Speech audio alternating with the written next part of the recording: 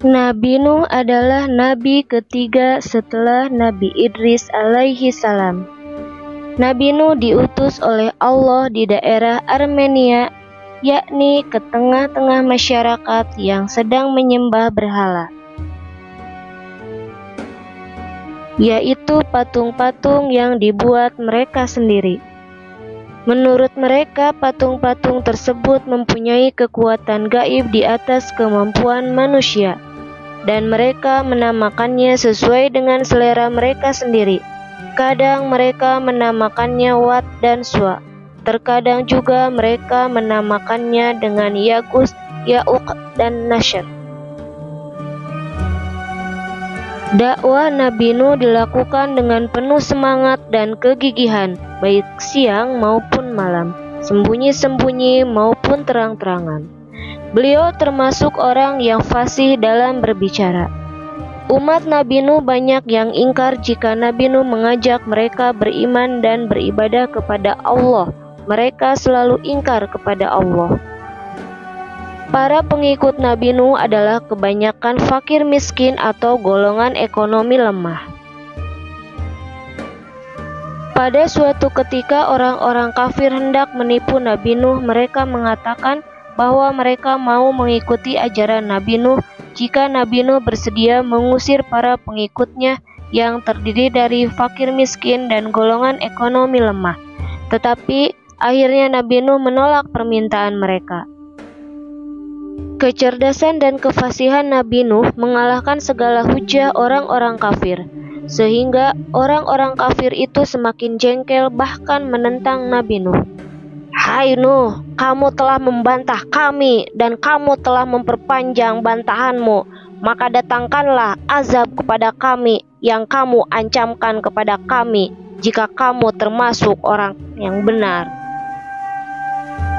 Hanya Allah yang mendatangkan azab itu kepada kalian, dan jika Allah menghendaki dan kalian sekali-kali tidak akan melepaskan diri, tidaklah bermanfaat kalian.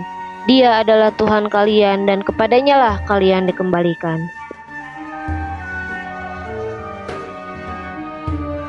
Setelah dakwah yang disampaikan melalui jalan buntu dan jumlah kaumnya tidak lagi bertambah, maka Nabi Nuh mengadukan kepada Allah.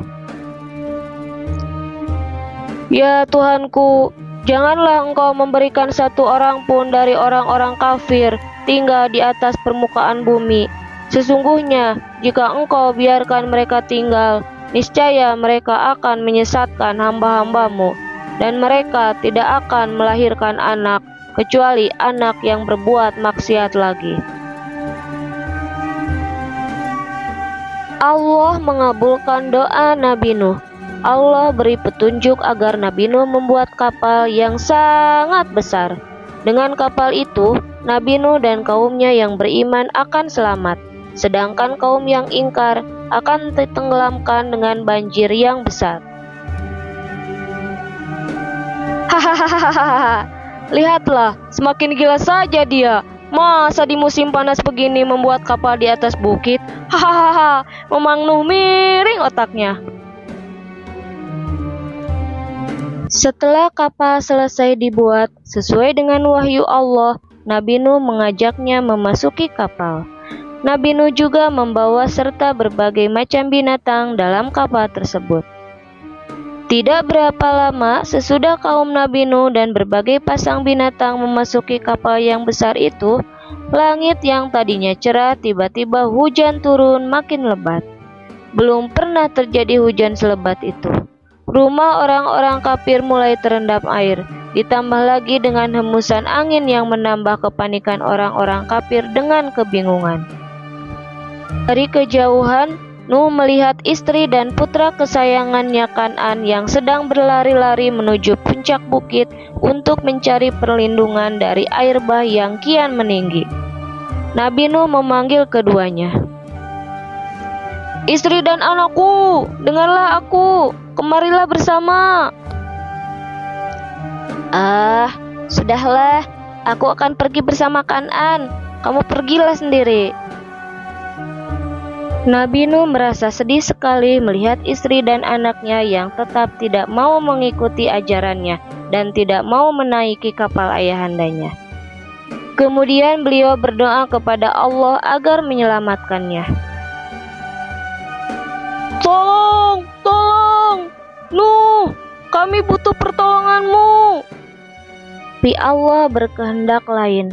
Allah menolak doa Nabi Nuh. Walaupun putra Nabi Nuh sendiri tetap Kan'an tidak mau beriman.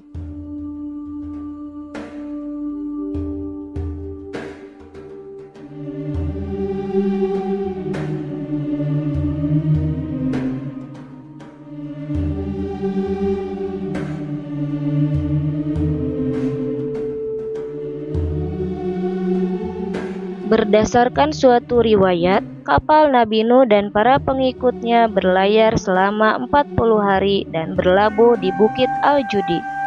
Sesudah itu banjir pun reda dan surut dengan perlahan. Orang-orang kafir dan penentang Nabi Nuh semua binasa tak tersisa. Dengan demikian, hanya orang-orang yang beriman dan para pengikut Nabi Nuh yang hidup di bumi sebagai penghuni.